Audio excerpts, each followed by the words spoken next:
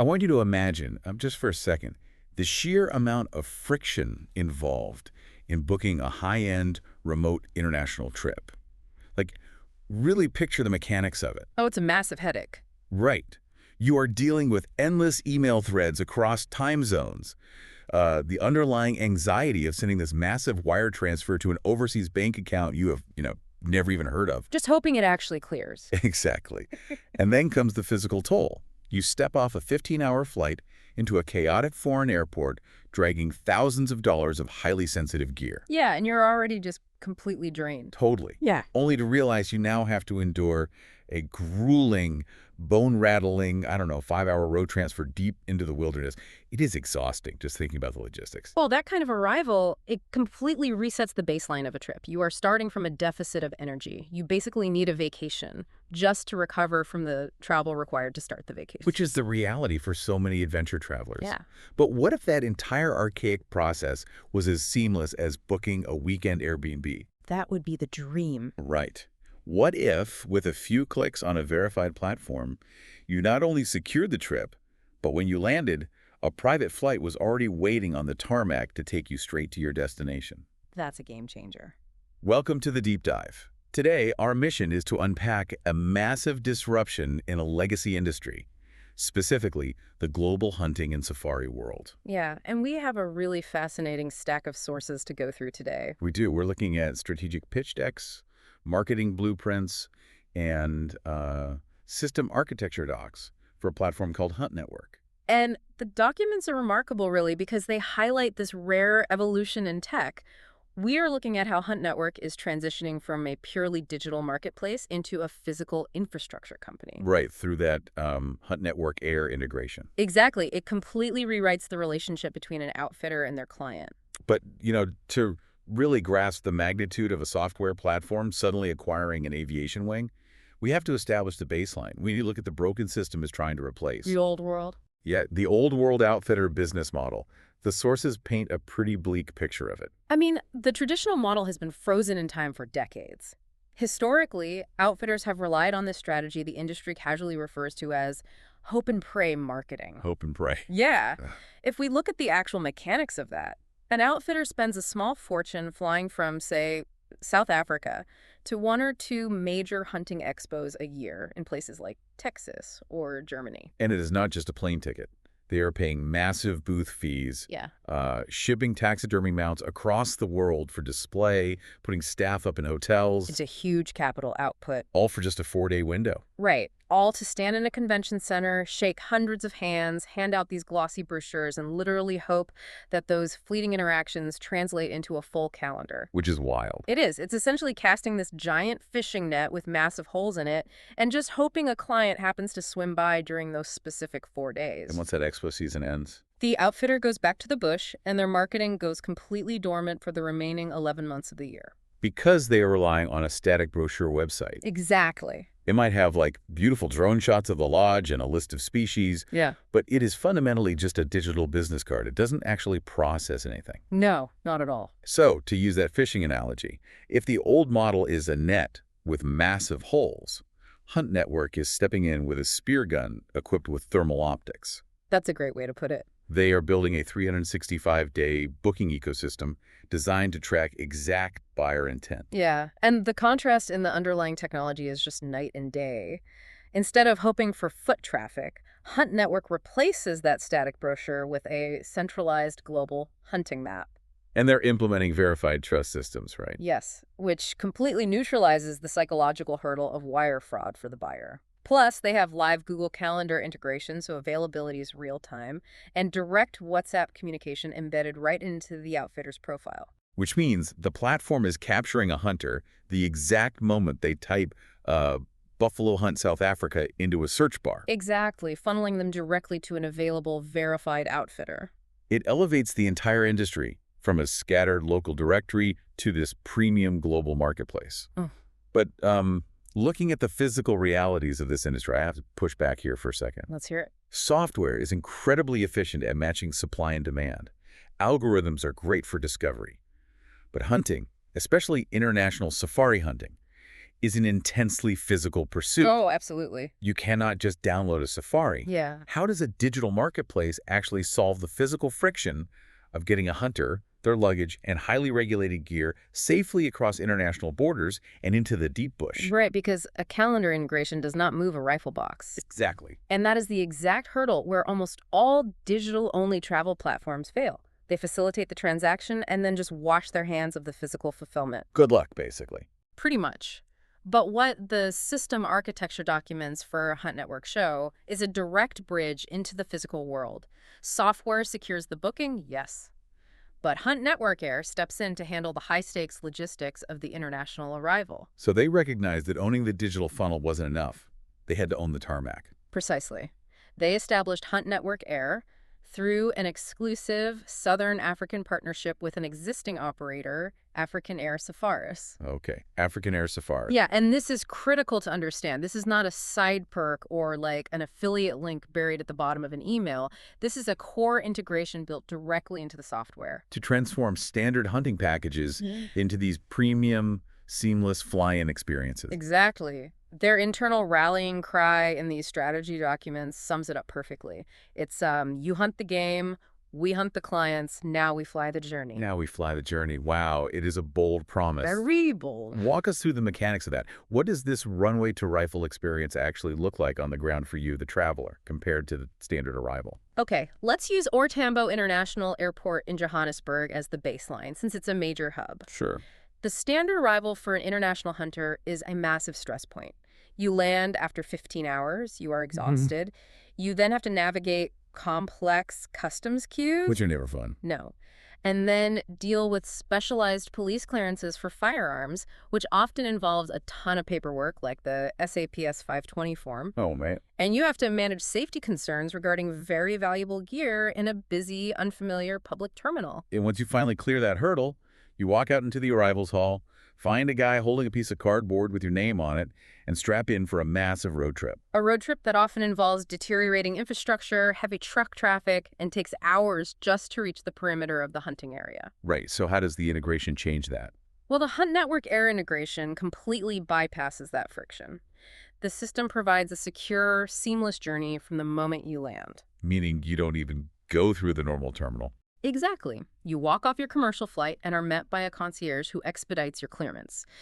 You bypass the public terminal chaos, moving to a VIP lounge or directly to a private tarmac, and step onto a charter flight that takes you straight to a remote airstrip near the hunting camp. Wait, I want to understand the software side of this, though. If a commercial flight is delayed by 3 hours over the Atlantic, how does the Hunt Network software communicate that to a pilot sitting on a tarmac in Johannesburg? That's where the back-end integration is just magic.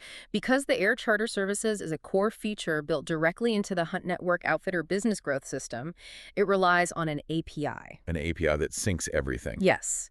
It syncs the outfitter's calendar, the hunter's commercial flight manifest, and African Air Safari's scheduling software. Oh, wow. So if your incoming flight is delayed, the system flags the integrated itinerary.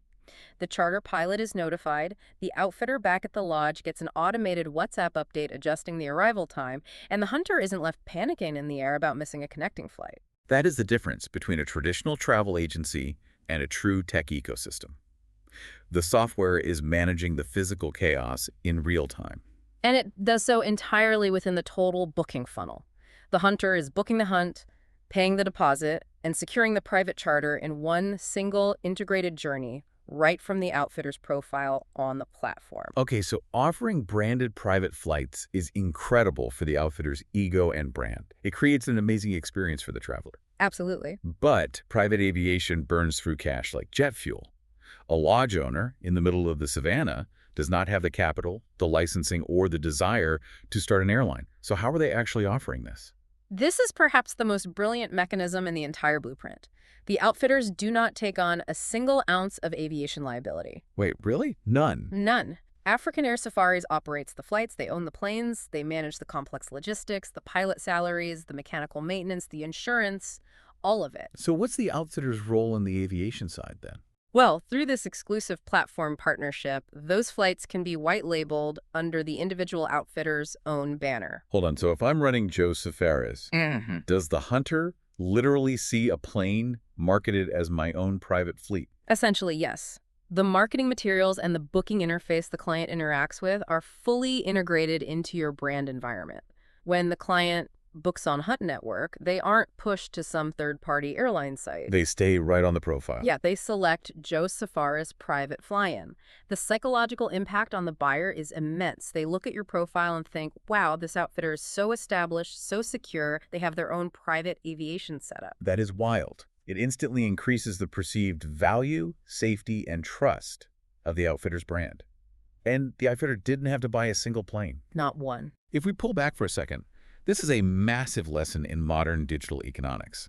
The ultimate flex for a software company today isn't just writing cleaner code or having a prettier user interface. Right. It is using code to command real-world heavy metal infrastructure, like a fleet of airplanes, without actually carrying the liability of owning it. That is the paradigm shift. It elevates the outfitter's brand equity overnight. And the menu of diverse aviation services they can suddenly offer through this integration is extensive. What kind of services are we talking about? Well, standard private charter flights, obviously, but also access to exclusive Huntnetwork-Air lounges at the hubs, tailored air safaris and scenic flights, self-fly safaris for clients who happen to be licensed pilots. Wait, self-fly, so a client can just fly themselves in? If they are properly licensed and vetted, yes. And then there is what they call luxury signature air safaris. Give me a concrete example of a signature air safari. Because, that sounds like marketing speak for a really expensive taxi ride. It's the difference between transportation and an expedition. Instead of just flying you from point A to point B at 10,000 feet, a signature air safari turns the flight into a standalone luxury excursion. So it's part of the vacation itself. Exactly. The pilot acts as an aerial guide. You might fly low over the Okavango Delta with the pilot banking to point out migrating elephant herds. You land on a dirt strip where a private vehicle is waiting with champagne. Wow. It takes the most tedious part of travel and turns it into the absolute highlight of the trip. So the outfitter gets to focus 100% of their energy on the actual hunt, while the platform handles the high-stakes logistics of the transport and the luxury arrival. Exactly. It's a perfect division of labor. But let's follow the money here. Building a global booking engine that tracks search intent is expensive. Partnering to build a white-labeled aviation network is incredibly ambitious. Very. Who is actually paying for these planes to sit on the tarmac waiting for a hunter? How does Hunt Network align its success with the outfitters to fund all of this? The pitch decks lay out a performance-based partnership model. For the outfitter, stepping into this ecosystem starts with a $900 once-off investment for the year. Just $900 for 12 months of access to the platform. Correct. And the strategy documents are very careful to frame this not as a basic listing fee, but as an investment into their profile infrastructure. Okay, what does that cover? That initial capital covers the intense SEO setup, the background verification process to get them certified on the platform, their integration into the global hunting map, and setting up the API for things like the flight scheduling. But that can't pay for planes. No, it doesn't. The real economic engine that funds the aviation network and the massive marketing push is the commission structure. Ah, right, the cut the platform takes when a transaction actually occurs. Yes. Depending on the size and structure of the package booked, Hunt Network operates on a 10% to 18% commission structure. So quite a range. Yeah, a smaller package sits closer to 10%, while a high-value premium fly-in experience might be up to 18%. When a hunter books, the software collects the deposit, takes its marketplace commission, and routes the balance directly to the outfitter to secure the dates. I have to stop you right there because I'm putting myself in the shoes of an outfitter. Sure, that makes total sense for a brand new outfitter who just opened their lodge and has 0 clients. I'll gladly pay 18% for you to bring me a customer. Sure. But what about the legacy outfitter? The guy who's been operating for 20 years, who relies on word of mouth, and is already booked solid for the next 2 seasons. Why on earth would a veteran outfitter surrender almost a fifth of their margins to an algorithm? It is the most common pushback in any legacy industry facing digital disruption. Yeah. And the sources actually address this psychology directly. No, they do. Yeah. You have to look at marketplace dynamics. The legacy outfitter might be booked solid today based on relationships forged 10 years ago. But the modern buyer, the younger demographic entering the high-end market, they don't book trips by asking their buddy at a local gun club. Right, they search on their phone. They want the Airbnb experience. They want to see verified reviews, instant availability, and integrated travel options all in one place. So the 18% isn't just a fee for a single booking. Exactly. It is the cost of securing a dominant position in the digital funnel of the future. The platform takes that commission and reinvests it into global infrastructure. Which benefits the outfitter long term. Right. It funds the continuous SEO so that in 3 years, when that veteran outfitter's old clients age out of the sport, that outfitter still pops up first on Google. It funds the marketing, pushing their packages to a database of over 250,000 subscribers. And it funds the massive liability and operational overhead of the Huntnetwork-Air integration. You are trading a percentage of your margin for a tech partner that essentially functions as your entire digital marketing department and your logistical concierge team. Furthermore, compared to the aggressive commissions taken by massive travel aggregators in other industries like hotel platforms that sometimes push past 25%, the 10% to 18% range, is actually highly competitive for a niche, high-ticket market. It's a fundamental shift from buying an ad to entering a revenue-sharing partnership. But the pitch documents don't just lay out the economics. There is a very aggressive ticking clock attached to this strategy for the outfitters, isn't there? Oh, absolutely. They are pushing something called founding outfitter status. Which is exactly. This is where the platform leverages the fear of obsolescence. The strategy emphasizes that digital marketplaces naturally trend toward a winner-takes-all scenario. Right. In a local directory, you can afford to be on page 2. On a global platform with a map interface, the top 3 results capture almost all the intent. Because they accumulate the verified reviews, they get the trust badges, and the algorithm naturally pushes them higher because they convert better. Exactly. The founding outfitter advantage is designed to create immediate urgency. The pitch makes it clear to that legacy outfitter you mentioned. If you wait on the sidelines to see how this software plays out, your direct competitor, who might be way less experienced in the bush, is going to claim that premium positioning on the global map. And they will start offering the white-labeled private flights. Yes, they will accumulate the digital trust. So if you wait, you aren't just saving yourself an 18% commission fee, you're actively handing digital dominance and premium brand positioning over to your competitor. By the time you realize the market has shifted, the top of the funnel is already owned by someone else. That is the harsh reality of platform economics. The early movers secure their visibility and buyer trust long before the rest of the market fully wakes up to the new reality. Well, let's bring all these threads together. We started with the immense physical and financial pain of the old world, the static brochure websites that do nothing but gather digital dust. Yeah, the thousands of dollars thrown at hope and pray marketing at physical expos. And worst of all, the sheer physical friction of stepping off a 15-hour flight into airport chaos, followed by a bumpy, exhausting road transfer. And through these documents, we've seen how Hunt Network is systematically dismantling both sides of that equation. On the digital front, they are building a fully integrated 365-day global marketplace with live availability and trust systems to completely remove the discovery and booking friction. And on the physical front, through their exclusive API integration with African Air Safaris, they have built an aviation wing that controls the journey from runway to rifle. They've turned a logistical nightmare into a branded premium fly-in experience. Which serves as a fascinating masterclass in business strategy for anyone paying attention to tech. The ultimate competitive advantage for a software platform isn't confined to the screen anymore. The platforms that will dominate the next decade are the ones that can reach out into the physical world and remove the real-life friction of the customer's journey, using code to orchestrate heavy infrastructure. It is total ecosystem takeover. Exactly. Controlling the experience from the moment someone types into a search bar to the moment they are sipping champagne in a low-flying aircraft over the savannah. Which leaves us with a really fascinating thought to ponder as we wrap up today. I'm curious where you're going with this. If a niche hunting platform can successfully integrate private aviation to control the entire end-to-end luxury experience, what other fragmented high-friction luxury industries are out there right now completely ripe for this exact type of disruption? Oh, that's a great question. Right. Like, what is the next legacy industry where a digital booking engine is going to wake up and realize they need to integrate a fleet of planes or yachts or helicopters to truly own their customer? The blueprint is out there now. It is only a matter of time before we see it applied elsewhere. Something to think about the next time you are stuck in the back of a bumpy car after a long flight, wondering why software hasn't solved your problem yet. That is our deep dive for today. Keep questioning the friction around you, and we'll catch you on the next one.